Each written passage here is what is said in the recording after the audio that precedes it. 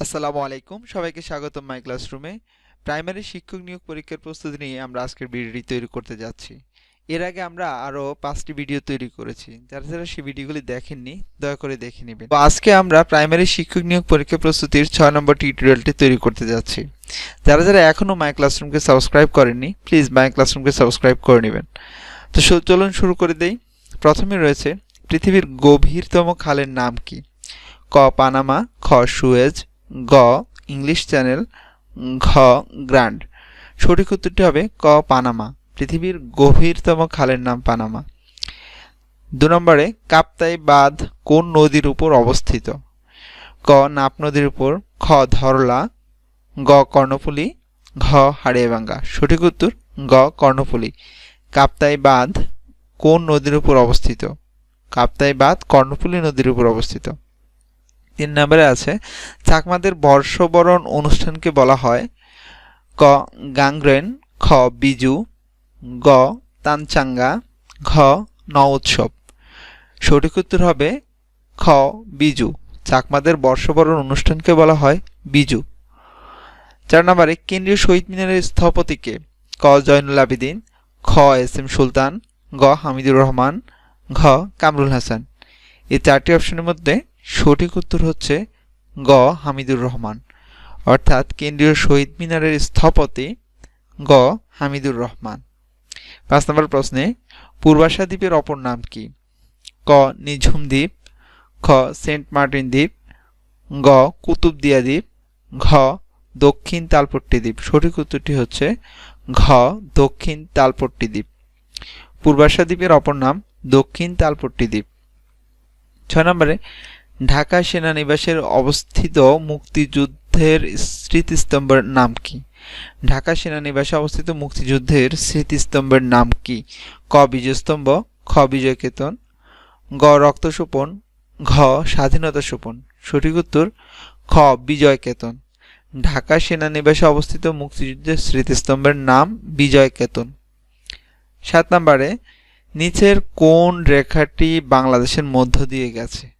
সেটা হচ্ছে ক বিষুব রেখা, খ সুমেরু রেখা, গ কমরক্রান্তি রেখা, ঘ কর্কট ক্রান্তি রেখা।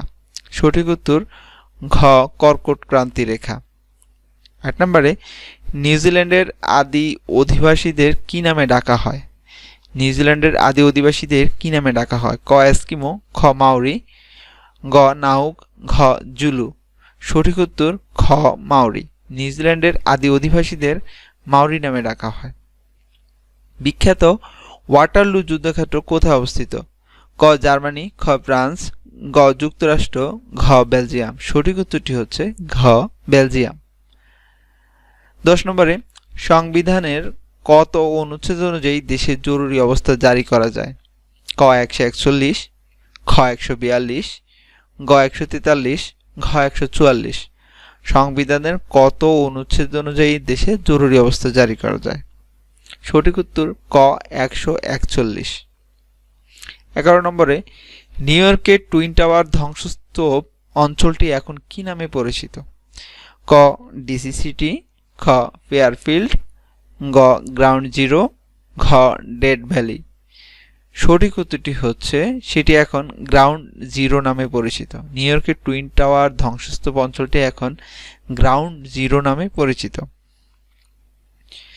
বাংলাদেশ জাতিসংঘের নিরাপত্তা পরিষদের সদস্য নির্বাচিত হয়েছিল 1 বার, 2 বার, 4 বার, 3 বার। সঠিক উত্তর খ 2 বার।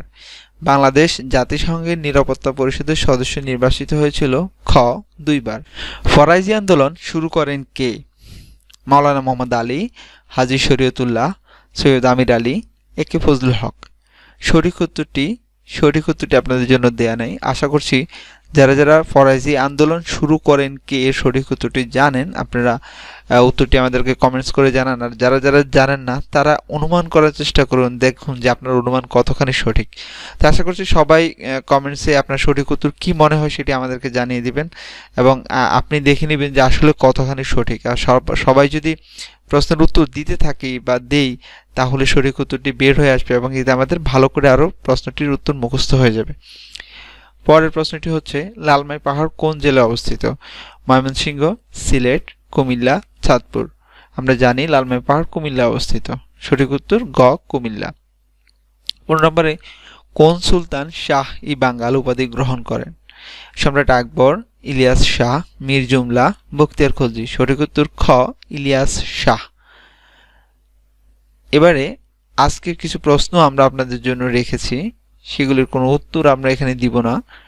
সেটা হচ্ছে, প্রথম প্রশ্নটি হচ্ছে বৈদ্যুতিক ক্ষমতার একক কি? বৈদ্যুতিক ক্ষমতার একক কি? Joule, calorie, watt, newton. এটার সঠিক। তারপরে আরো একটি প্রশ্ন রয়েছে যেটির উত্তর আমরা আপনাদের কাছ থেকে জানতে চাইবো, সেটি হচ্ছে নীল দর্পণ নাটকের রচয়িতা কে? ক প্যারীচাঁদ মিত্র, খ মাইকেল মধুসূদন দত্ত, গ রবীন্দ্রনাথ ঠাকুর, ঘ দীনবন্ধু মিত্র। যারা এতক্ষণ আমাদের সাথে টিউটোরিয়ালটি দেখলেন, আশা করছি আপনি উপকৃত হবেন। আর যারা যারা এই প্রশ্নগুলির উত্তর পারেন বা মনে আছে বা বুঝতে পারছেন যে এটা হতে পারে, আপনি আমাদেরকে কমেন্টসে সেটা জানান। আর পরবর্তীতে কী ধরনের টিউটোরিয়াল আপনারা চান সেটা আমাদেরকে জানাতে পারেন। আমরা চেষ্টা করব আপনাদের চাহিদা অনুযায়ী টিউটোরিয়াল তৈরি করতে। তো সবাই ভালো থাকুন। আল্লাহ হাফেজ।